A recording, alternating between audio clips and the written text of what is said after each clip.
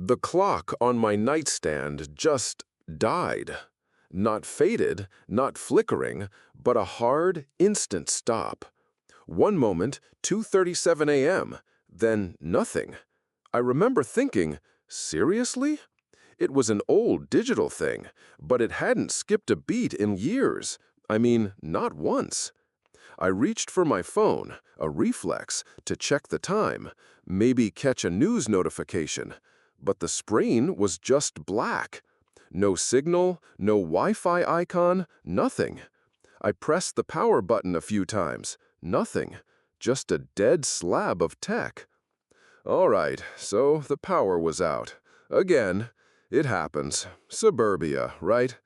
Usually it's a tree branch down from some storm, or a car hitting a pole. But out my window, the sky was clear, studded with stars, almost too bright. No wind. The kind of night you wish you could just lie back and watch for hours. So, no storm then. Odd. I pulled the thin duvet up higher. It was getting chilly in the house. A really deep cold, actually. The kind that feels like it's coming from inside the walls. I definitely turned off the AC before bed. Always do. I'm an IT guy, 30. Routine is my jam. Every little detail in its place. So this cold, it felt wrong. Not just an open window wrong, but a penetrating, bone-deep ache. I shrugged it off. Maybe I forgot to properly shut one of the vents or something. Yeah, that had to be it. I finally got out of bed. The floorboards a little too creaky in the new quiet. I grabbed my old battery-powered radio from the closet. It's a relic, a gift from my grandpa, mostly sits there collecting dust. But for this situation, in theory, it should work. I flicked it on.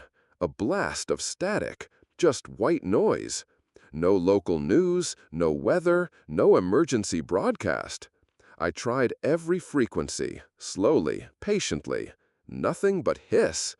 And then, once, a fleeting, almost inaudible, whisper, like someone breathing into the microphone. A few words I couldn't quite make out. It sounded gurgling. I chalked it up to bad reception. Old radio, right? What do you expect? I went to the kitchen for water. The house was utterly silent, except for the hum of my own thoughts, which felt loud in my skull. I noticed it then, the smell. It was faint at first, a metallic tang mixed with something sweet, like overripe fruit or cheap perfume. It clung to the air, delicate but persistent. It made the air feel thicker somehow. I opened the back door, just a crack, sniffing. It was outside, too. Not from the fridge or a bad trash can. It was everywhere. Another thing. In the living room, Mrs. Henderson's old decorative lamp, the one shaped like a lighthouse, was making a soft sputtering sound from across the street, and it had a faint, pulsing glow, a dim yellow that waxed and waned. No power, remember? I remembered her telling me once it ran on a simple filament bulb, no batteries. It just sat there, dead weight. But now, it was a faint, sickly beacon in the dark street. Just residual charge, I mumbled to myself. Or maybe it was a battery I didn't know about. I like to think I'm a smart guy. Logic, facts, data, that's my thing. I need an explanation, something tangible.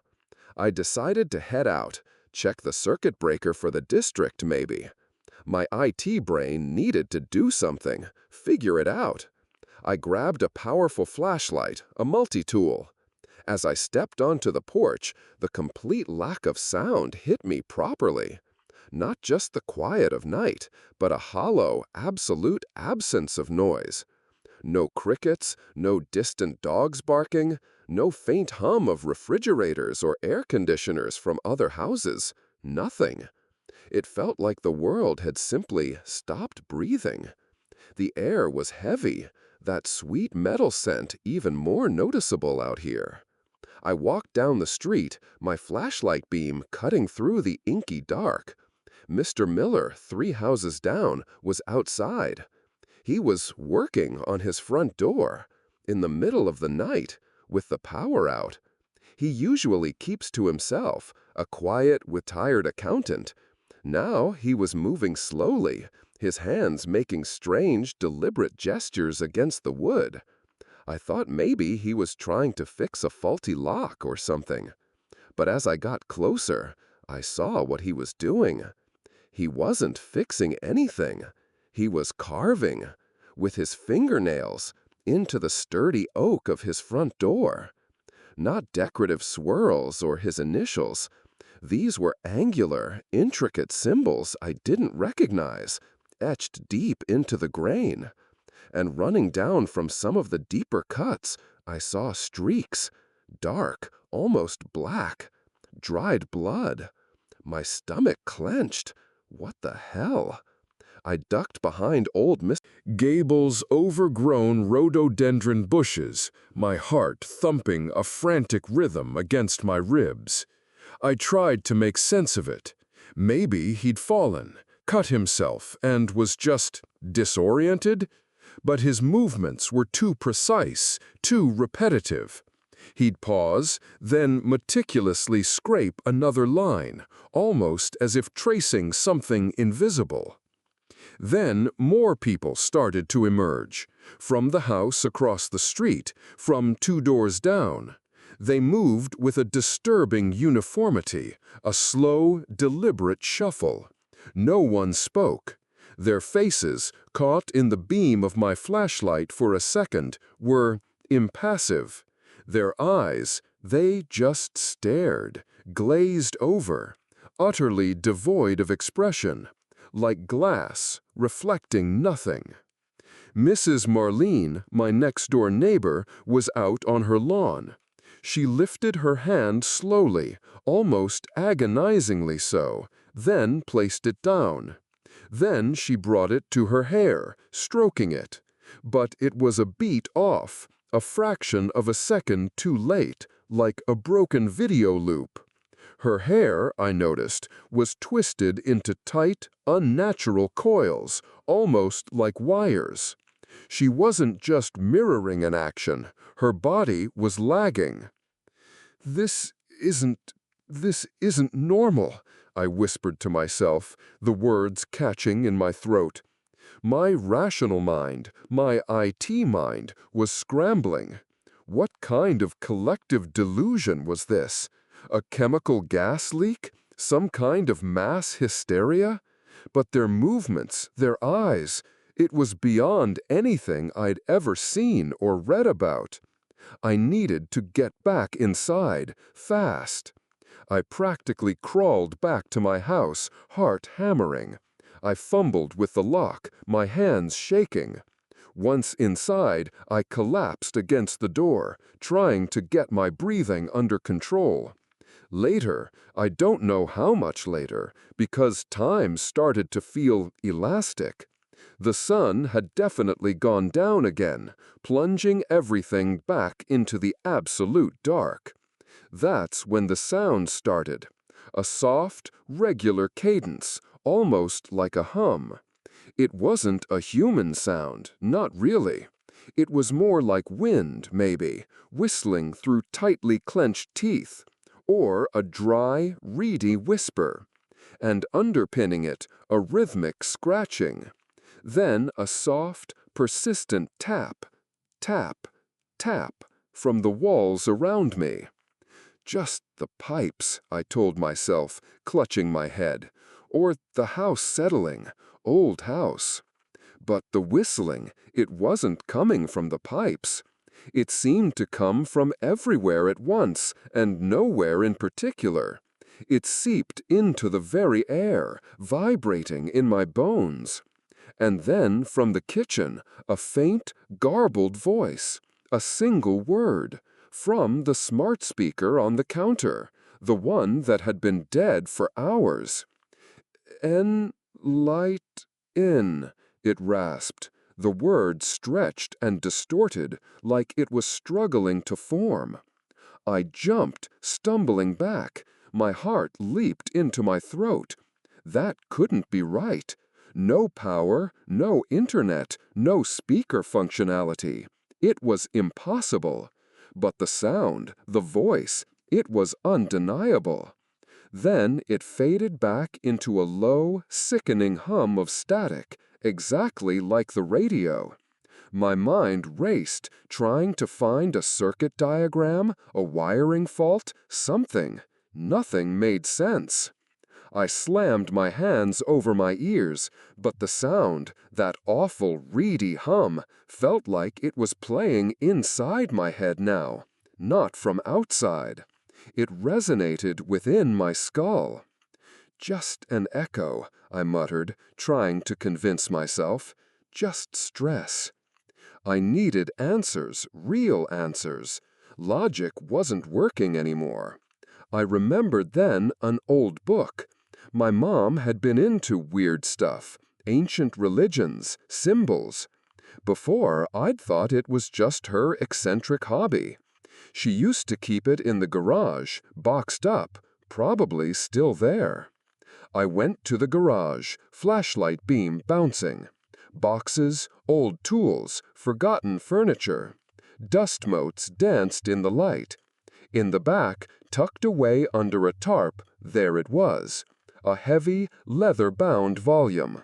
The Old Ways, Symbols and Rites of Forgotten Cults. I found it, covered in a thick layer of dust.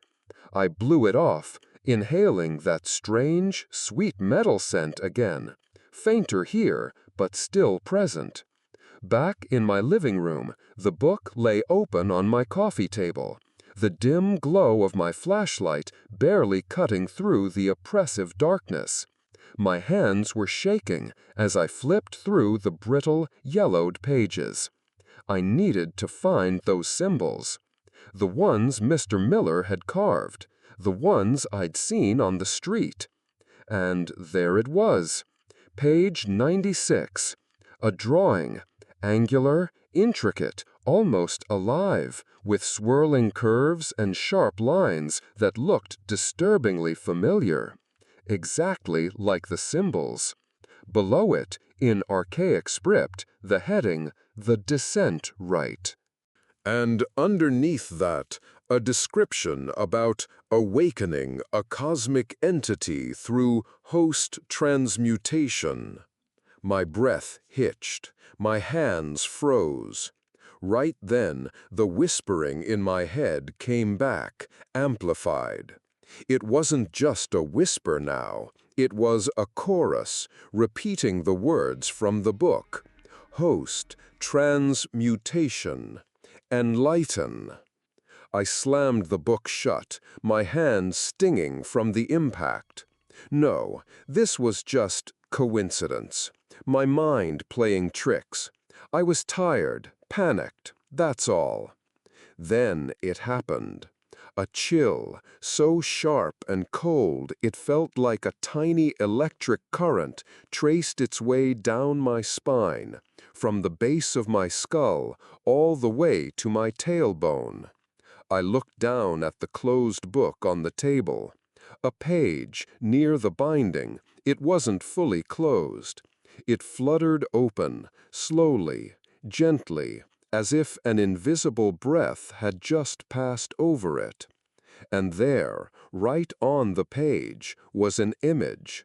Exactly the symbol I'd just seen Mr. Miller carving into his door. Underneath it, written in bold, archaic letters, were the words, "The Cultivation Blackout."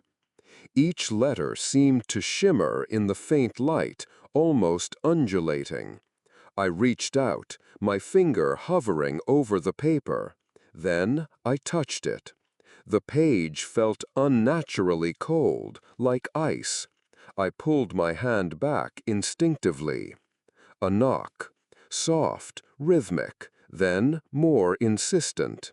Not from the front door, from the wall right next to me. Tap, tap, tap, tap, tap. I could feel it. feel as though something was on the other side, watching me. Not with eyes, but with an immense, stifling presence that seemed to suck the air right out of the room. I tried to fight it, tried to tell myself I was hallucinating, overstressed. I closed my eyes, tried to picture lines of code, network diagrams, anything to ground myself in reason, in logic. But the swirling, angular shapes of the symbols, they still pulsed behind my eyelids. And when I opened them, they were there. On my dead computer screen, a faint, sickly blue glow, like corrupted pixels, forming the very same symbols. Not a clear image, but a shimmering, flickering distortion of them. A voice, not from outside, but reverberating within the very bones of my skull, whispered, "The mark. It's growing." I gasped, clutching my head, scrambling back until my shoulders hit the cold wall. My phone, still a dead slab, was in my hand. I raised it, thumb fumbling for the camera button, a futile urge to record this. I snapped a picture of the screen. Just a black screen, showing nothing. The symbols, the blue glow, they were only in my eyes. The image, what I saw, it didn't capture. The reality was just for me. My gaze fell to my right hand, the one I'd used to close the book. It looked paler than usual, almost translucent. And then I saw them. Faint, hairline veins just beneath the surface, branching out, twisting. They were forming patterns. Complex, delicate arabesques that looked horrifyingly like a small, intricate part of the symbol I'd just seen in the book. A cold wave of dread washed over me, not from the air, but from within, a nauseating surge. I rubbed at it, hard, digging my fingernails into my palm. It didn't fade. The pattern stayed. The knocking from the wall came again, clearer now, more deliberate, a steady beat that seemed to echo the pulse in my ears. It was an invitation. And then I heard it, a singing. It wasn't human. It was that dry, reedy sound again, like wind whistling through clenched teeth, but now it had a melody, a rising and falling pitch. And the song, it seemed to be about growth, about a blossoming from within. I woke up feeling off, not like I'd just had a bad night's sleep, more like my body wasn't quite mine anymore. I remember stretching, just a bit, and my fingers felt a little strange. A fraction of an inch longer, maybe, thin. I stared at them, flexing the knuckles. It had to be the light, right? The dim, sick yellow that leaked in from what used to be Mrs. Henderson's decorative lighthouse lamp, still pulsing across the street. My eyes felt heavy, too, like someone had glued weights to the lids. Just fatigue. Yeah, I told myself, just sleep deprivation. But there was that other feeling, underneath the skin, a kind of swelling, a slow, insistent thrum that wasn't my pulse. It was like something was growing inside, pushing against the edges of my bones. I rubbed my arm, hard, trying to make the pale, almost translucent look of my skin disappear. It didn't. It actually seemed to get a shade lighter. Stop it, Ethan, I thought. Just stop overthinking. I needed to call for help. I needed someone, anyone, to tell me this wasn't happening. My phone, still a dead slab of plastic, lay accusingly on the nightstand.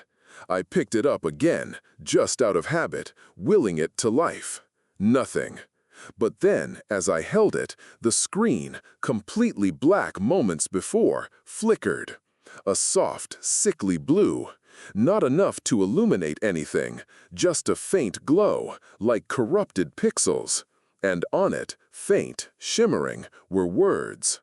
Not perfectly formed text, more like a distortion, a faint outline of letters that seemed to pulse with the same rhythm I felt inside. Join. Enlighten. You are growing. My blood ran cold. The phone was dead. There was no power. How could it do that? Damn screen. No. I slapped the phone against my palm, the light vanishing instantly. I must have misread it. Must have. I picked it up again, pressing the power button, shaking it. Nothing. Just a dead slab. But the words, I could still see them, burned into my vision. Join. Enlighten. And then the voice. Not from the phone, not from outside. It was inside my head, clear as day. Join. Enlighten. It echoed the words, dragging them out like a slow, wet rasp. "What the hell?" I whispered, my voice hoarse. It knows where I am? My rational mind, my IT mind, was scrambling, trying to find a bug, a logical explanation. But it was gone. All logic was gone. "I'm losing it, Ethan. You're losing it." I used my hands to rub my eyes, pressing hard, trying to make the phantom text vanish. I stumbled out of the bedroom, my heart still knocking against my ribs like a trapped bird. I needed to send an email, a message, something, just a cry for help. I got to my ancient desktop computer, flipped the power switch. Of course, nothing, dead as a doornail. But then, just like the phone, the screen flickered. A faint blue, this time with a ghostly white cursor blinking. I stared at it. It was impossible. No power, no nothing. But it was there. With trembling fingers, I reached out, my hand hovering over the keyboard. I tried to type HELP. The letters appeared, then dissolved like smoke. I tried again, ESCAPE. This time, the letter stayed for a moment. Then the ghostly cursor moved on its own. It navigated to a folder, highlighted a file. I didn't click. It clicked on its own. The file opened. It was a blank document. No, wait, not blank. In the center, in that same shimmering blue, were 3 words. No escape path. A sound, a whisper, right in my ear, like someone was standing directly behind me, breathing cold, foul air onto my neck. So clear, so close, I could feel it. Useless. It's all useless. I spun around, my chair scraping loudly on the wooden floor. Nothing there. Just the oppressive shadows dancing in the faint light from the window. Panic, absolute panic, seized me. I had to get out. It didn't matter where, just out. The streets, the neighbors, the strange symbols. None of it made sense, but I knew one thing. I couldn't stay here. My house, my sanctuary, had become a cage. A place where impossible things happened, where dead electronics whispered, and where my own body felt like a foreign object. I ran to the front door, my hand on the cold doorknob. My heart was pumping so hard, I thought it would burst out of my chest. I flung open the door, practically falling onto the porch. The sweet metal smell hit me with the force of a physical blow. It was thick, cloying, completely nauseating. Not a faint scent anymore. It clung to my nose, my throat, making me gag. I sprinted down the driveway, not caring where I was going, just needing to run. I hit the street and turned left, towards the main road, the one that led out of the subdivision. I knew this street like the back of my hand. Years of commuting. I knew every crack in the pavement, every overgrown bush, every mailbox.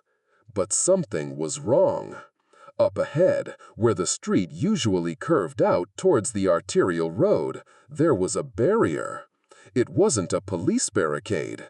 It was organic.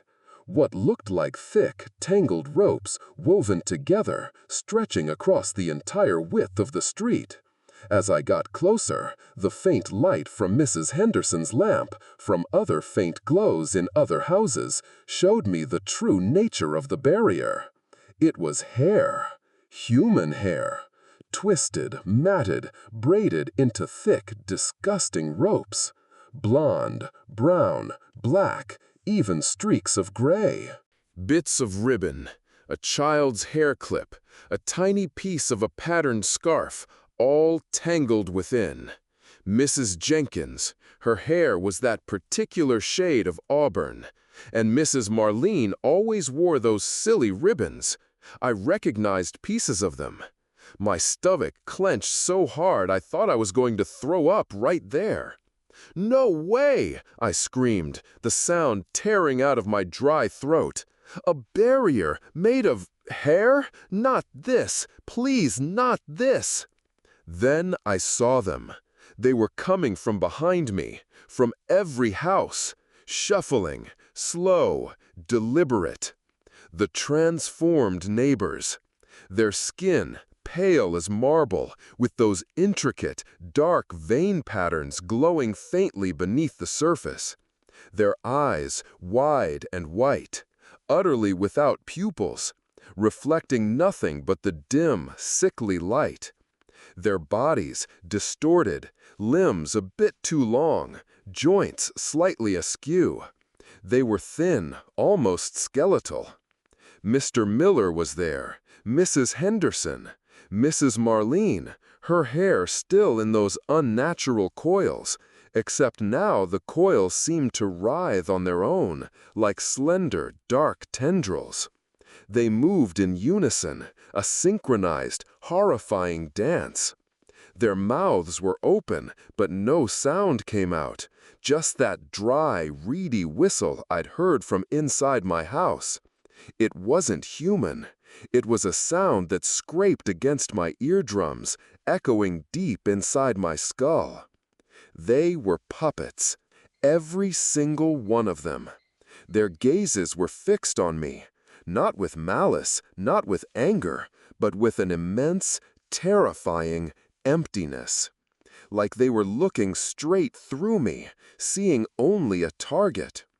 "And those people, they're not human anymore," I choked out, stumbling back. "They're just vessels. Hurry, Ethan, run, run!" I turned, blindly, and started running in the opposite direction. My feet pounded on the pavement, but it felt wrong. It wasn't the firm, solid impact of cement. No. Each step, it felt soft, mushy, like walking on crumbling sand. I looked down. It was still concrete, gray, cracked in places, but the sensation, it was there. My shoes weren't sinking, not visibly, but the ground yielded, as if it were made of porous clay. The air around me, thick with that metallic sweet scent, felt heavy, like a physical force. It wasn't crisp or light. It was like trying to run underwater. My lungs burned. I tried to gasp for air, to pull deep breaths into my chest, but the air was just too dense. Each desperate inhale felt like I was swallowing fine grit, the dry, sandy residue scratching at my throat. "So sick," I gagged, tears streaming from my eyes, whether from the exertion or the sheer terror, I didn't know. "Get out of here, right now!" I ran and ran, turning down every side street I could find, hoping for a break, a detour, anything. But it was always the same. Every street that should have led out of the subdivision was blocked. sometimes by another grotesque hair barrier. Other times, the road just ended. Not a proper dead end, but a sudden jagged tear in the fabric of the neighborhood. The asphalt would simply give way to a swirling void of black or a wall of vibrating, sickly blue light. The world was folding in on itself. I knew this neighborhood. I'd lived here my whole life. But every turn was alien. Every path led me deeper into the trap. It was like I was running through a maze that was constantly rearranging itself. I was trapped. Truly, irrevocably trapped. I spun around, dizzy, disoriented, the sweet metal smell assaulting my senses. My head pounded. I needed shelter, just a second to breathe, to think. Up ahead, I saw an old abandoned house, Mr. Harrison's place. It had been empty for years, boarded up. I raced towards it, my legs screaming in protest, the air still thick with that invisible grit. I slammed my shoulder against the loose front door. It groaned, yielding with a shower of splintered wood. Inside, it was dark, musty, the air even thicker somehow, with that pervasive metallic sweetness. My flashlight beam cut through the gloom. Dust motes danced in the light, thick and heavy. And then I saw them. The walls, every surface, covered in carvings. Not just the symbols Mr. Miller had etched, but hundreds, thousands of them. Intricate, swirling patterns, all connected, all flowing together. And mixed in with the dust, on the floorboards, dried to a dark, rusty crust, was blood. So much blood. And other things, objects. Strange, smooth stones, some with the symbols etched into them. Small, desiccated remains of something. I didn't want to look closer. Then a sound. A low, rhythmic chant, coming from the back of the house. I froze, my heart hammering against my ribs.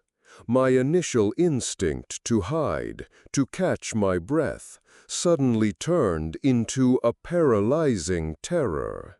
I wasn't alone. I crept forward, my hands shaking so violently, the flashlight beam jumped and swayed. I peeked around a crumbling doorway, into what used to be a living room, and there they were. Over a dozen people, my neighbors, all of them. In the center of the room, on a makeshift altar of old furniture, was a pulsating orb of sickly blue light. It hummed, a low thrum that resonated deep in my chest. Around it, the transformed citizens were arranged in unnatural poses. Some knelt, their elongated fingers intertwined, their bodies twisted at impossible angles. Others stood, heads thrown back, mouths wide open, emitting that reedy, dry whistling sound. Not singing, not talking, just a monotone, unnerving chant. One woman, Mrs. Gable, I recognized her by the pattern on her dress, was scratching at her face. Her nails, now long and brittle, tore at her pallid skin. Underneath, instead of red, angry flesh, her skin was bone white, almost ceramic. She wasn't just mirroring an action, she was shedding her humanity. My breath hitched. I stumbled back, catching myself on a heavy ancient armoire.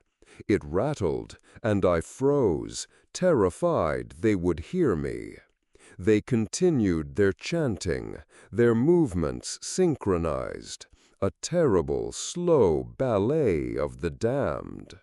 I huddled behind the armoire, my body shaking, the sweet metal smell here almost overwhelming. It was the smell of the ritual, the smell of the cultivation. My mind raced. This was it, the descent rite, the host transmutation. It was real, all of it. The whispers intensified in my head, a million voices swirling, urging me to join, enlighten, come, and grow. I needed to get out. My legs, though, they wouldn't move. It was like my feet were rooted to the floor, partially turned to stone. Not completely. I could feel the cold, rigid sensation climbing up my calves. The whispers in my head became a clamor, a powerful pull backwards, a siren's call to join the grotesque ceremony. I squeezed my eyes shut, trying to fight it. But the sound, the chant, it was everywhere. Inside me, outside me. My head throbbed. The veins in my arms, already tracing those strange patterns, seemed to pulse, to swell. They felt painful, tight, pressing against the skin. They were moving towards me now, the transformed. Their white eyes, they weren't reflecting my fear anymore. They looked like empty mirrors, reflecting nothing at all. But I felt it, a cold, alien presence brushing against my mind, showing me images, fragments of memories, but twisted. My mom, smiling, but with a snake tattoo on her neck. My childhood birthday party, but in the corner, a tall, gaunt figure with white eyes was always there, watching me. "You were always here, Ethan," the figure whispered in my hallucination. "You were always one of us." "No!" I screamed, but no sound came out. Only a reedy, dry whistle, like air forced through a narrow pipe. Not singing, not talking, just a monotone, unnerving chant. One woman, Mrs. Gable, I recognized her by the pattern on her dress, was scratching at her face. Her nails, now long and brittle, tore at her pallid skin. Underneath, instead of red, angry flesh, her skin was bone-white, almost ceramic. She wasn't just mirroring an action. She was shedding her humanity. My breath hitched. I stumbled back, catching myself on a heavy, ancient armoire. It rattled, and I froze, terrified they would hear me. They continued their chanting, their movements synchronized, a terrible, slow ballet of the damned. I huddled behind the armoire, my body shaking, the sweet metal smell here almost overwhelming. It was the smell of the ritual, the smell of the cultivation. My mind raced. This was it, the descent rite, the host transmutation.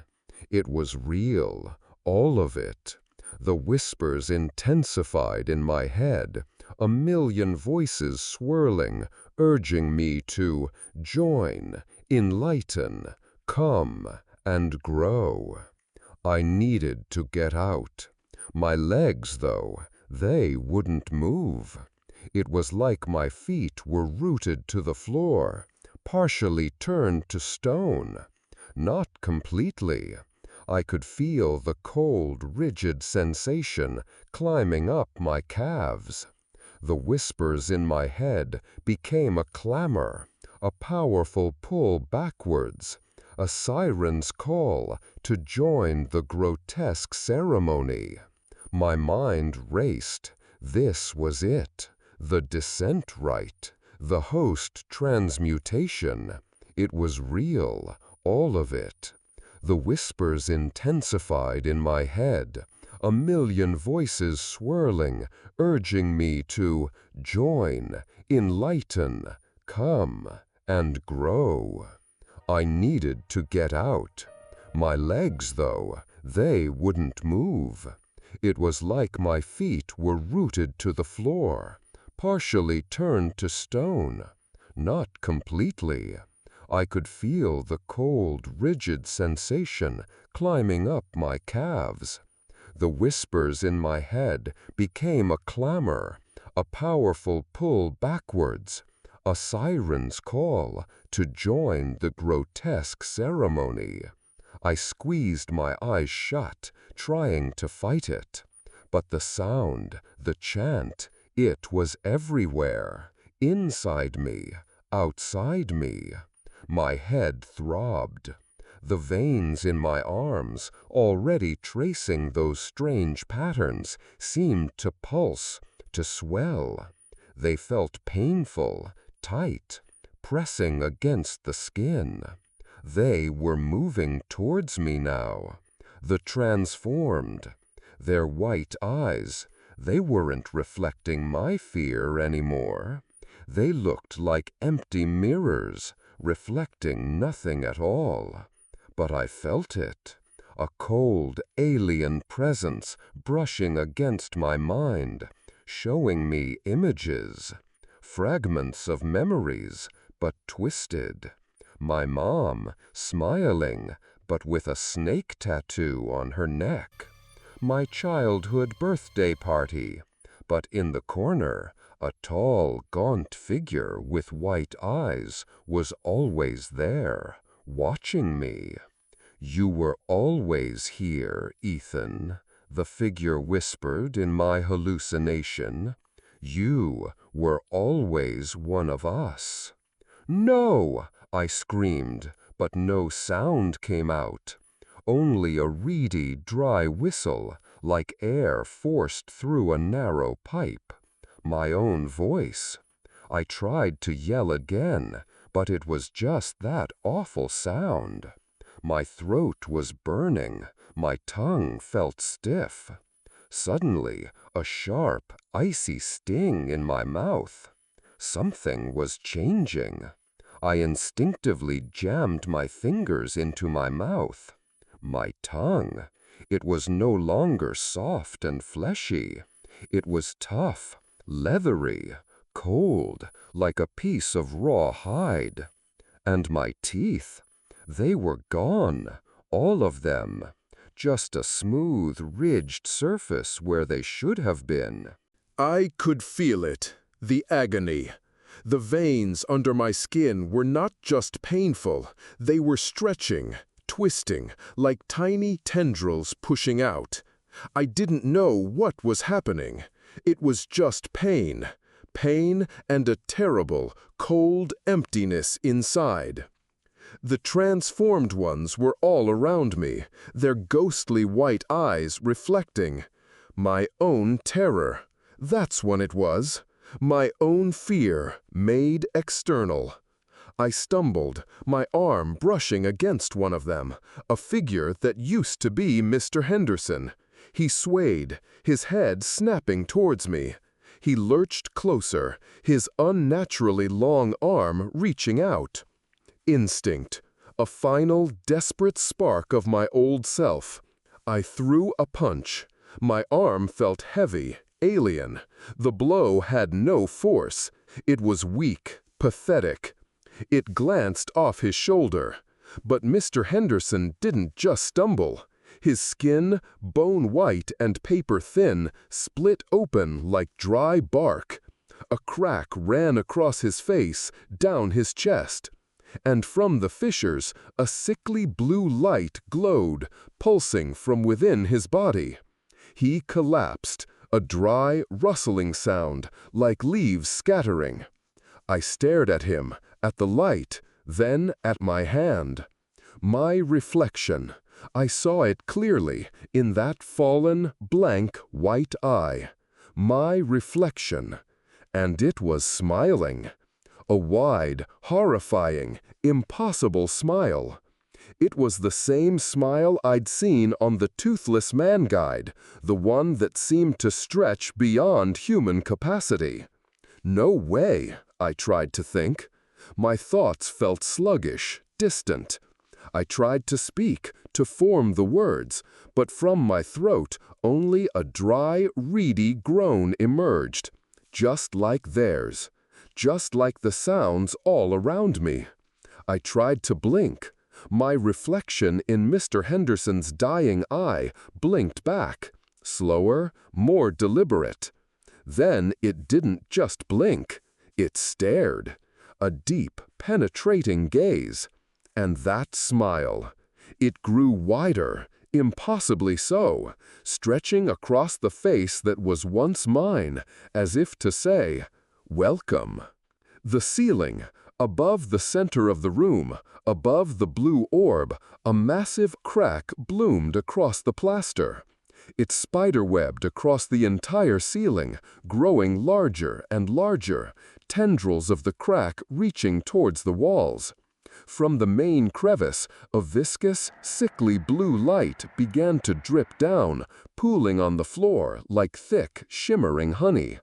It wasn't just light, it felt substantial, heavy, like liquid glass.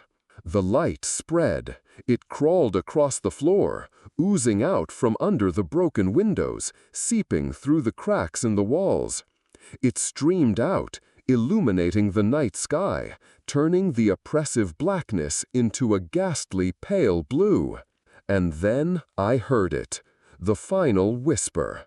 Not an invitation, not a question.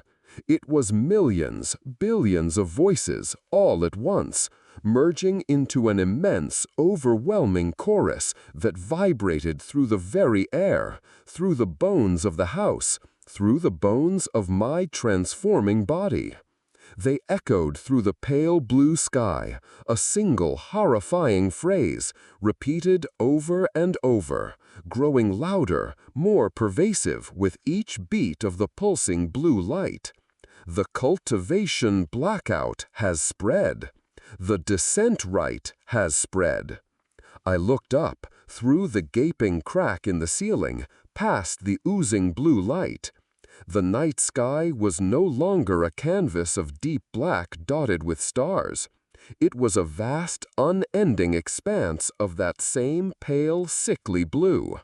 And the stars, they were gone, replaced by countless flickering pinpricks of light. Thousands, millions. They were just like the white, empty eyes of my transformed neighbors, staring down, staring at me, staring at the whole world. And in the shattered doorframe, in the large, broken pane of glass, I saw my reflection again. It wasn't Ethan. It was just a puppet. And it was smiling.